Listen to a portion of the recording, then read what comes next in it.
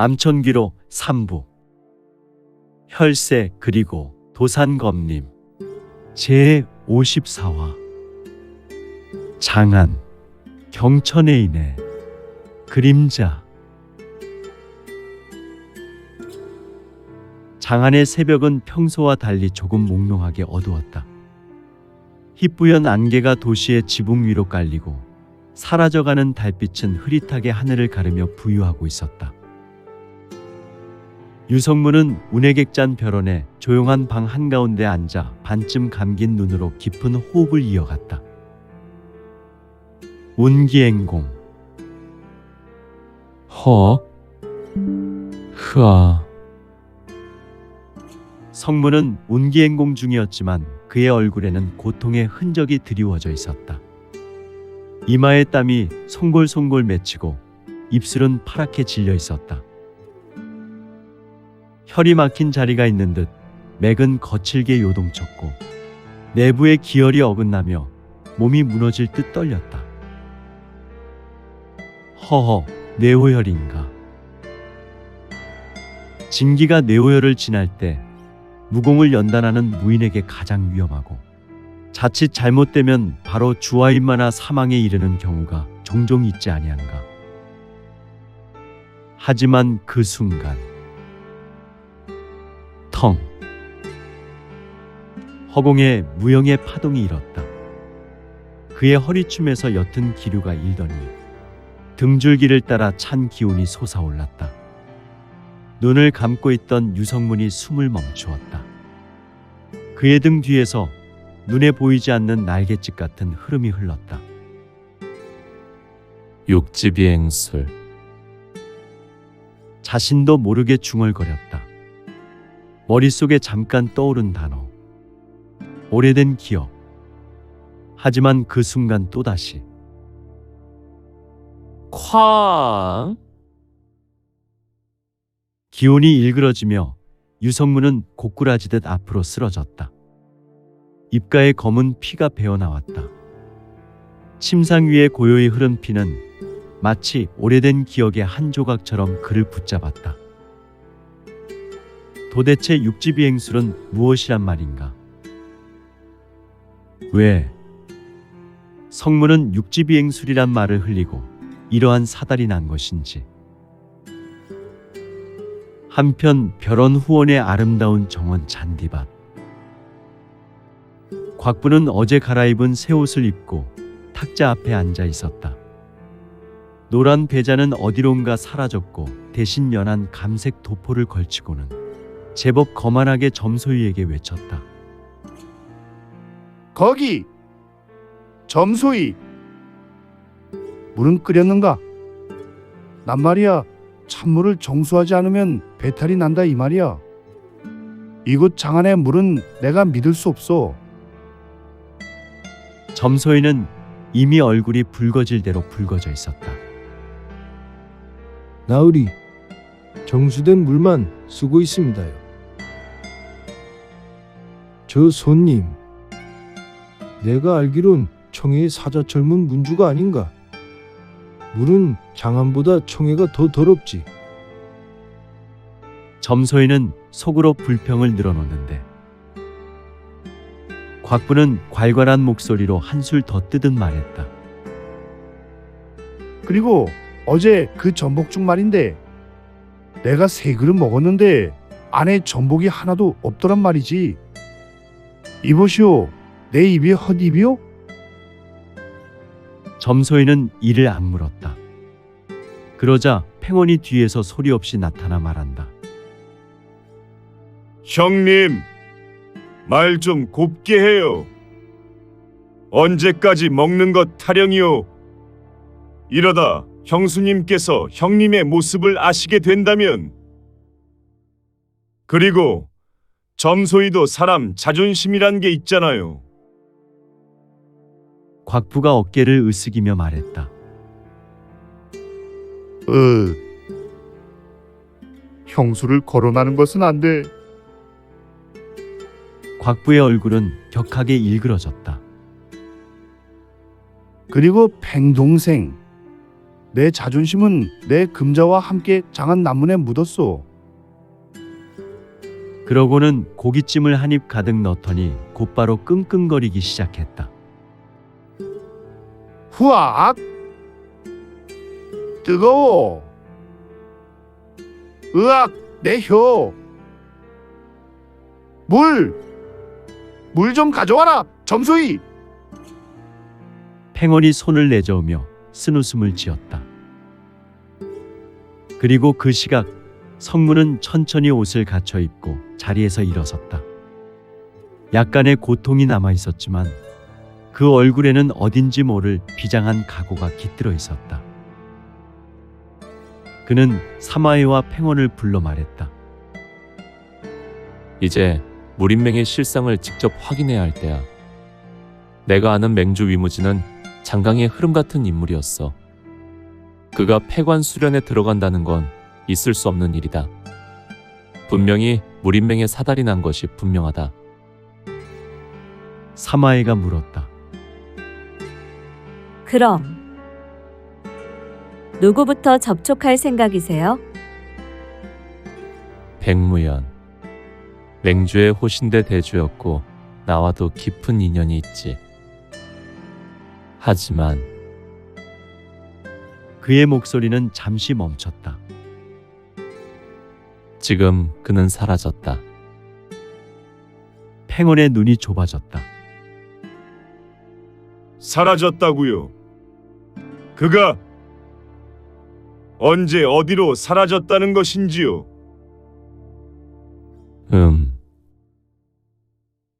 맹주가 폐관한 후 백무연도 흔적 없이 자취를 감췄다. 누군가 그를 없앴거나 아니면 스스로 모습을 감춘 것. 어느 쪽이든 우리에겐 큰 위협이다. 같은 시각 무린맹 본부. 높은 담벼락 뒤로 검은 그림자 하나가 넘었다.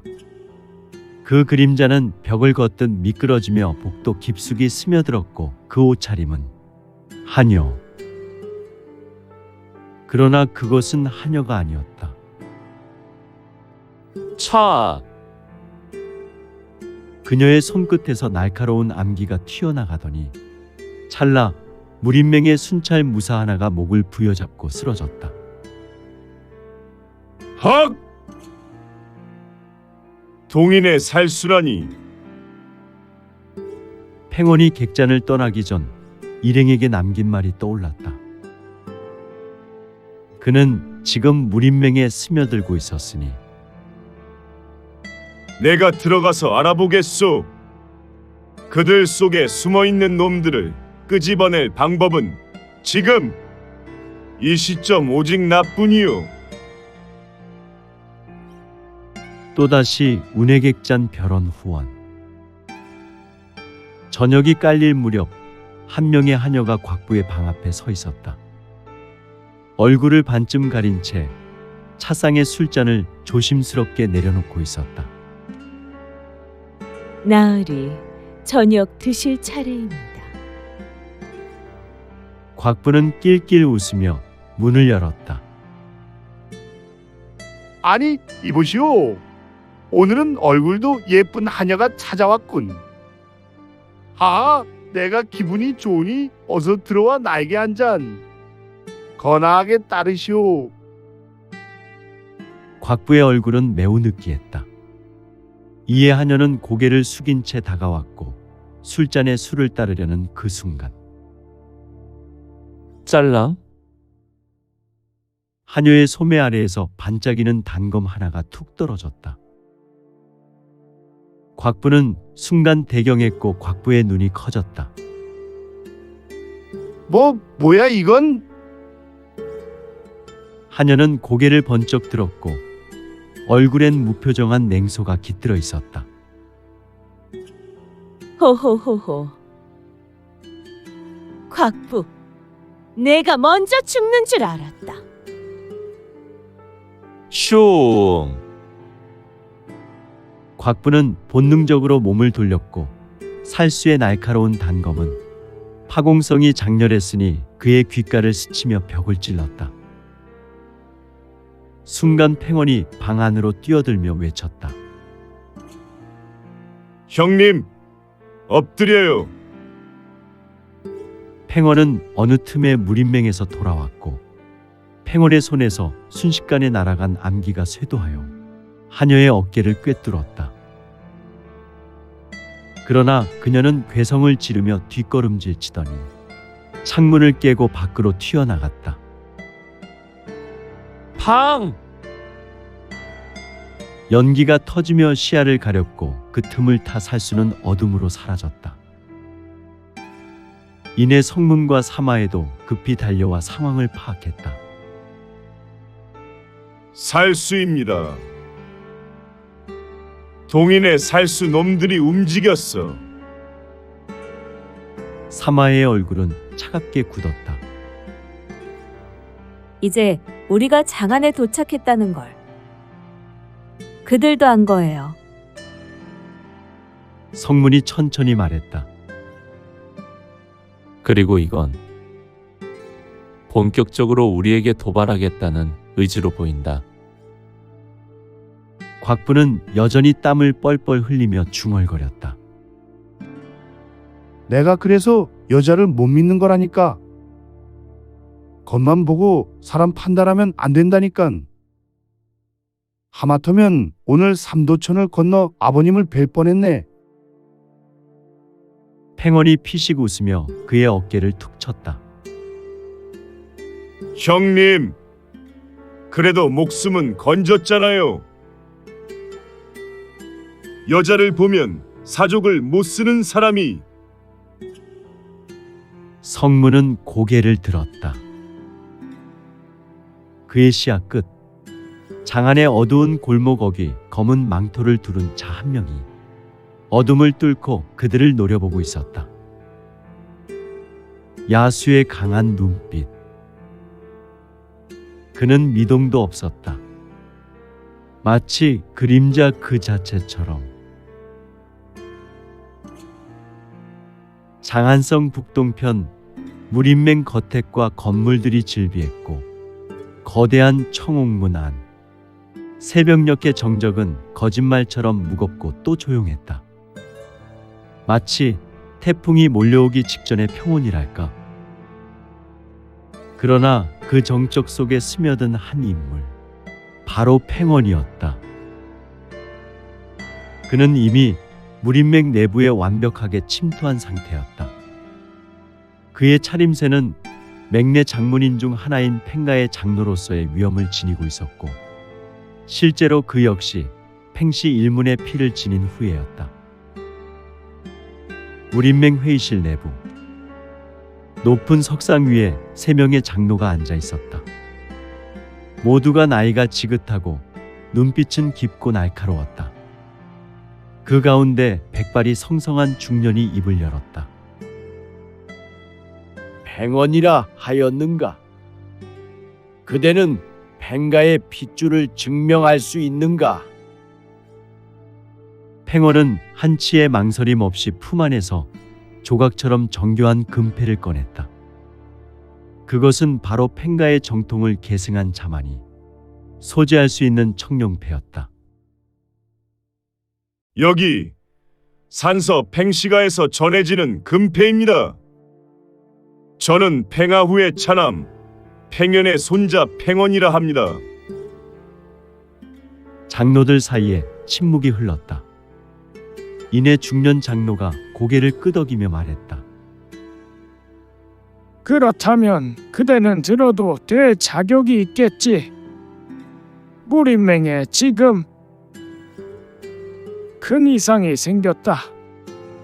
상황이 좋지 않아.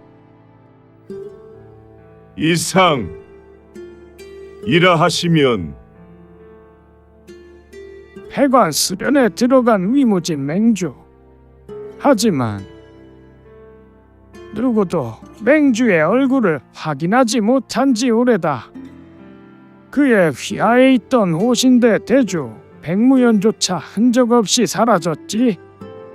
그대가 말하길 곤련 금곡사관의 유성문이 돌아왔다는 소문이 사실이라면 이 일이 모두 우연일 수는 없을 것이야.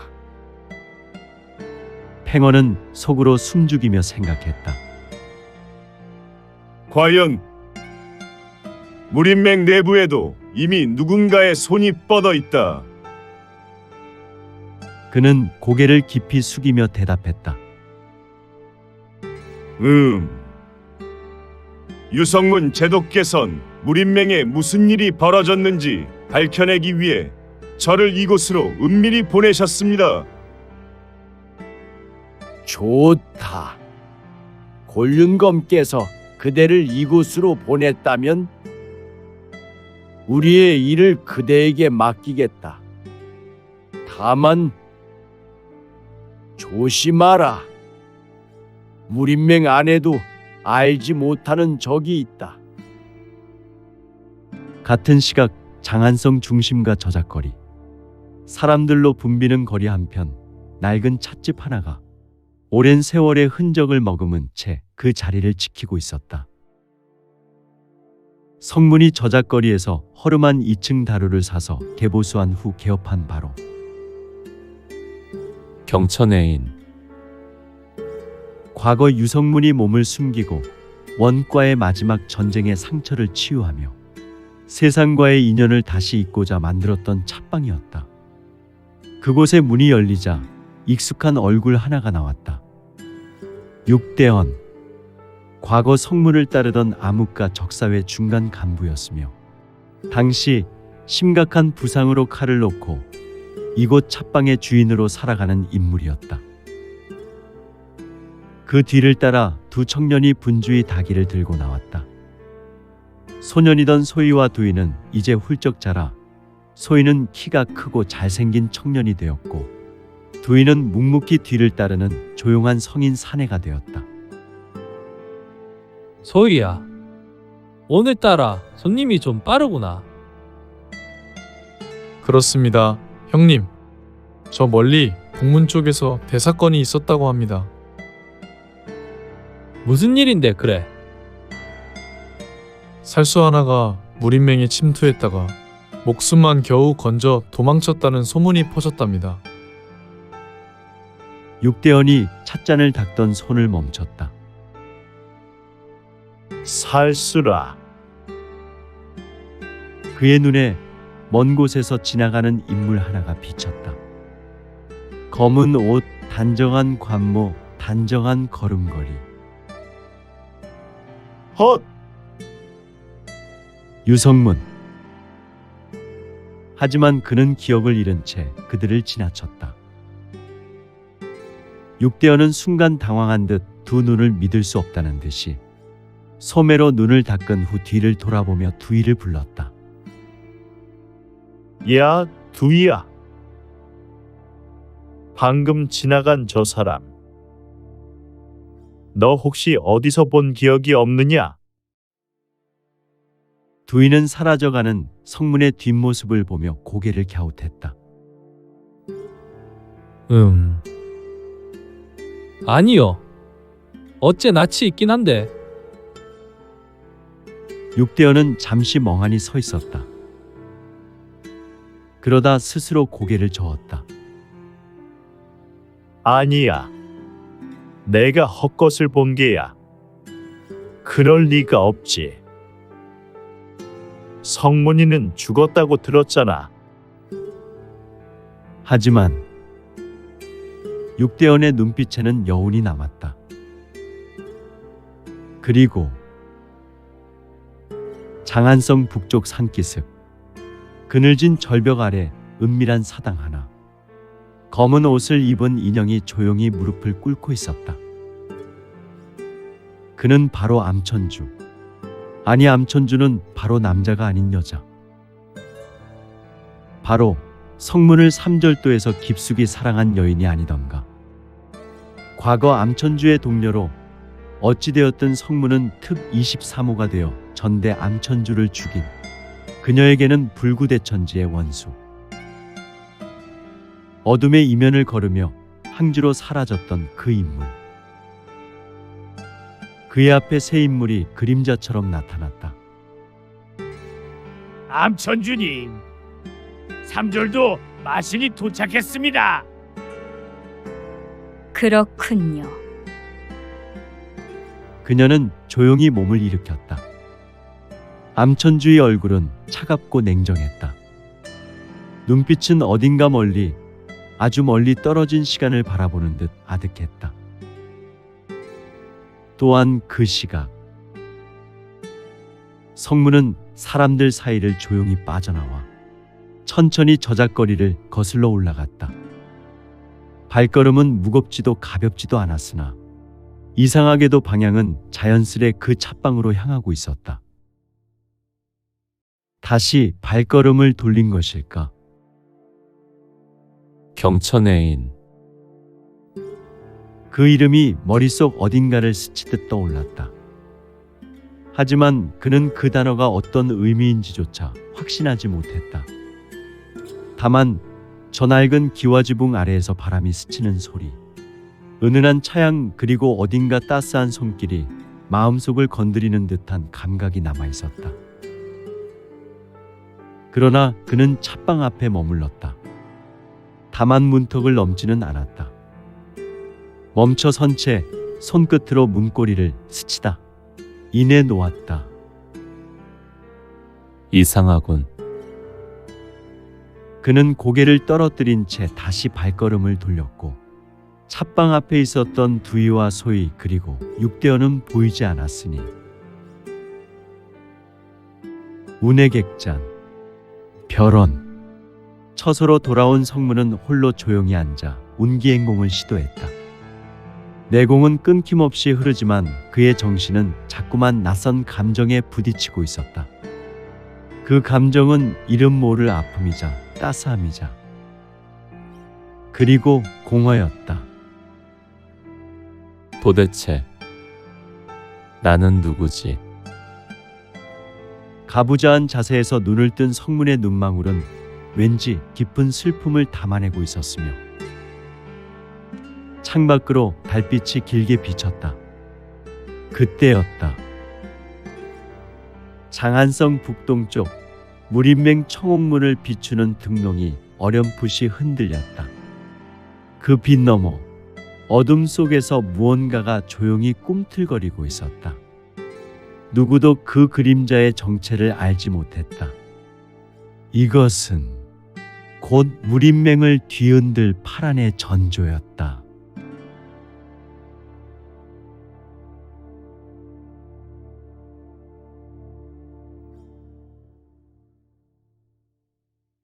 오늘 준비한 내용은 여기까지입니다. 내용이 좋으셨다면 좋아요, 구독 부탁드리고 더 많은 노력으로 보답하겠습니다. 오늘도 최고로 멋진 하루 되세요.